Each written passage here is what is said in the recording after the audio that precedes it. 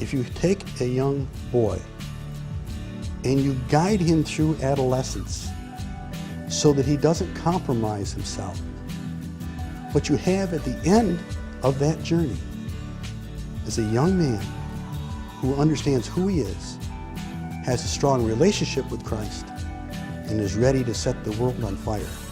Jack Bisgrove should know. That's exactly what his son Brian did. He wasn't out to try to prove to the world anything. He basically knew who he was and was on a mission. And his mission really was to help other young men find out what God wanted from them. The work of Brian Bisgrove sprung from the love he'd found, his love for what he'd received. He started 5 different clubs in central New York. And he went out and worked with the boys as best he could.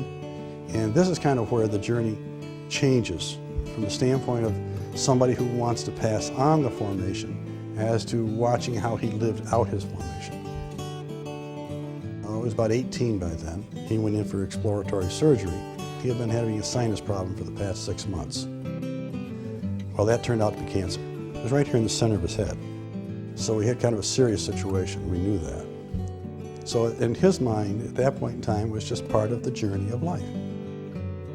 And he was about to take it. But he was not about to let go of the mission to find a means to bring this formation to other young men.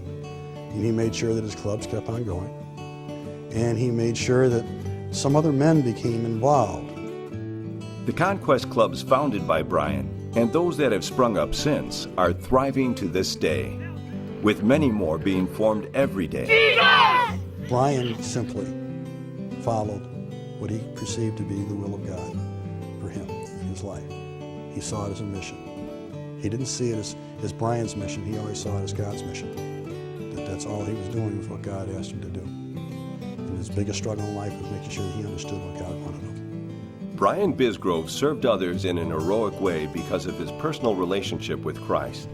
He was a young man of courage and discipline who understood the mission for which God had created him and set out with his mind, heart, and strength to accomplish that mission.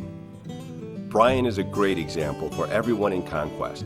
His life ultimately sets the standard to which each and every member of Conquest, both young and old, should aspire.